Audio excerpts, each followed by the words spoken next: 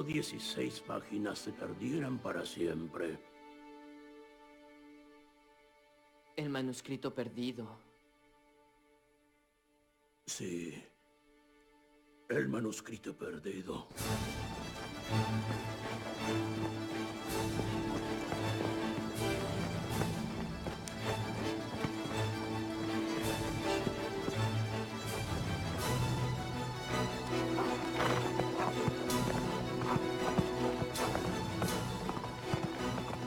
José, ella me amenazó con echarme de casa.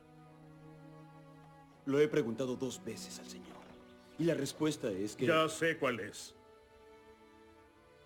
Pero eso no va a disipar las dudas de mi familia sobre esta obra.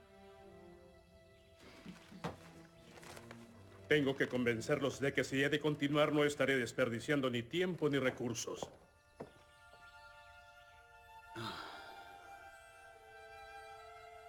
Pediré una vez más.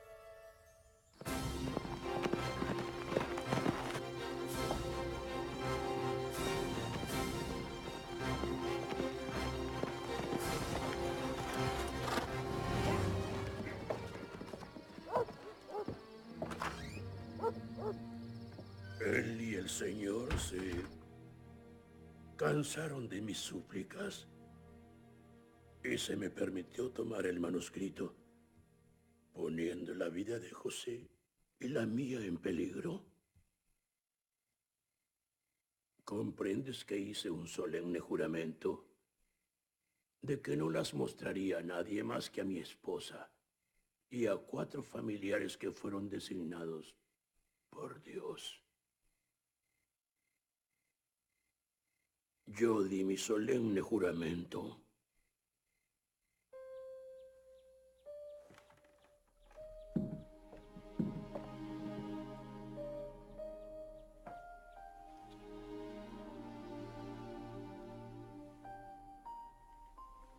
Niños, dejémoslos solos.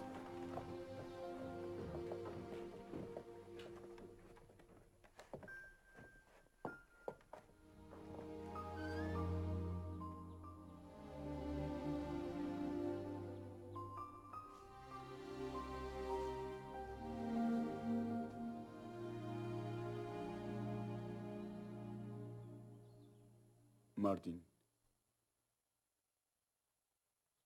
Martin, has perdido el manuscrito.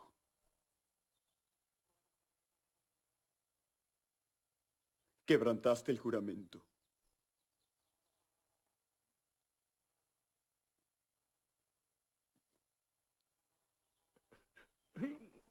Sí, se perdió.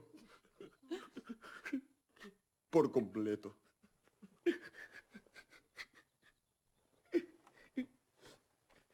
Debí haber aceptado la primera respuesta. He perdido mi alma. He perdido mi alma. El profeta sufrió el tormento de los condenados al perder el manuscrito, una de las lecciones más amargas que aprendería. Por haberle presionado, él no siguió los consejos de Dios. Más tarde el Señor le reprendió severamente por haber temido al hombre más que a Dios. En una revelación posterior, José se enteró de lo que en verdad le ocurrió al manuscrito perdido. Parecía que el diablo había procurado poner en marcha un plan astuto. Había puesto en el corazón de hombres perversos alterar las palabras del manuscrito para ver si Dios volvía a darle a José el poder para traducir. Si traducía de nuevo las mismas palabras, ellos habrían alterado ya las de la primera traducción, de modo que los 2 manuscritos no estarían de acuerdo y dirían que José había mentido y que no tenía don alguno. De ese modo trataron de destruirlo a él y a la obra. Pero, ¿qué fue lo que ocurrió después? ¿Los hombres perversos, el libro de Mormón? ¿Está incompleto? Una revelación dada a José nos dice que las obras, los designios Y los propósitos de Dios no se pueden frustrar, porque la sabiduría de Dios es más grande que la astucia del diablo.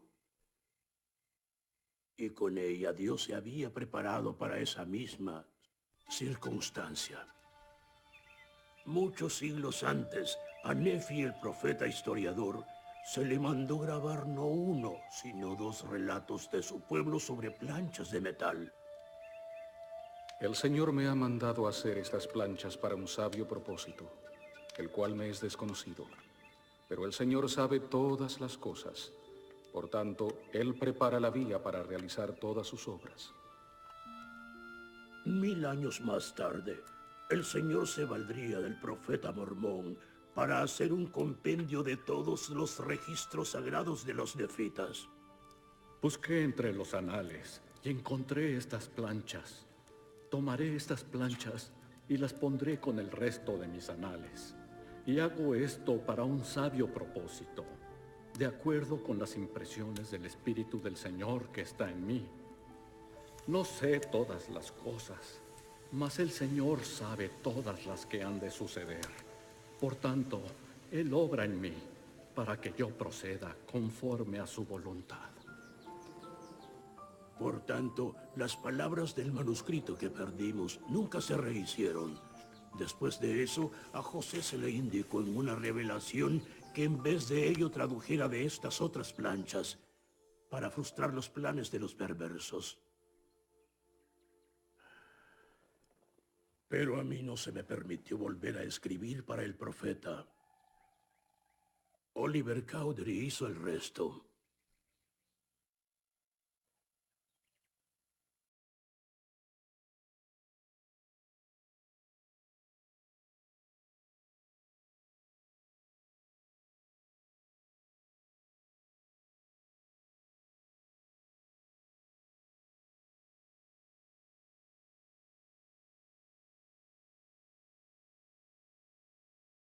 Que Mormón escribió el libro.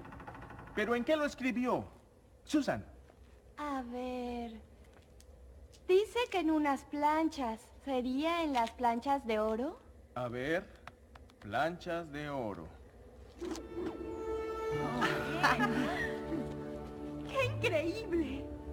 Mormón escribió en láminas de oro, que se llaman las planchas de Mormón, obviamente. Pero ¿cómo las planchas de Mormón son ahora el libro de Mormón? Dice que las tradujo José Smith, hijo. Y sabemos que José Smith tradujo de esto a esto, pero ¿de dónde sacó Mormón estas? Dice aquí, tomado de las planchas de Nefi. Así que Mormón hizo las planchas de oro, pero las copió de las planchas de Nefi. Mormón tenía una cantidad de planchas como esas. ¿Todas son las planchas de Nefi? No, había muchos registros. Entre estas hay 2 grupos de planchas escritas por Nefi. ¡Mira! ¡Fabuloso! Chad y Bob, vengan otra vez al libro, busquen la breve explicación acerca del libro de Mormón y díganos qué es lo que dice sobre las planchas de Nefi. ¡Ay, claro! Ahí está, las planchas de Nefi. Las planchas menores eran sobre las enseñanzas de los profetas. Sí, las planchas mayores sobre la historia del pueblo. ¡Eso es! Ven, ya lo sabían. Yo tengo una pregunta. ¿Por qué hizo Nefi 2 registros? Si son de la misma época, ¿por qué no hacer uno solo? Buena pregunta, Scott. Nefi te la contestará. Heather y Susan, busquen primer Nefi 9:5.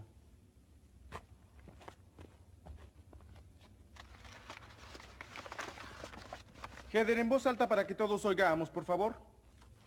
Por tanto, el Señor me ha mandado hacer estas planchas para un sabio propósito suyo, el cual me es desconocido. ¿Es que Nefi no lo sabía?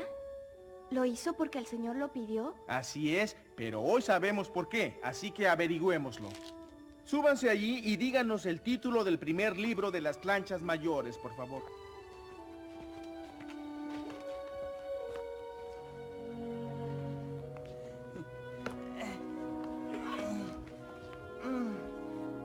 Vamos a ver.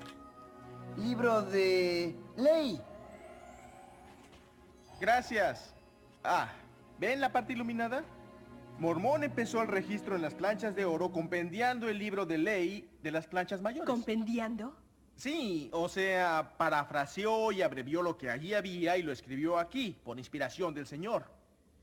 Tengo una duda, hermano Goodman. Ayúdame. En la lista no hay un libro de ley.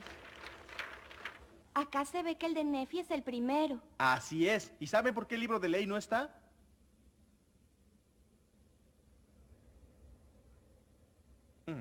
¿Recuerdan de las 116 páginas? Las 116 páginas. Las perdió Martin Harris. Sí, ese era el libro de ley. ¿Ven el sabio propósito? El Señor sabía que el libro de ley se perdería y mandó escribir las planchas menores para cubrir el mismo periodo. Ya lo sabía.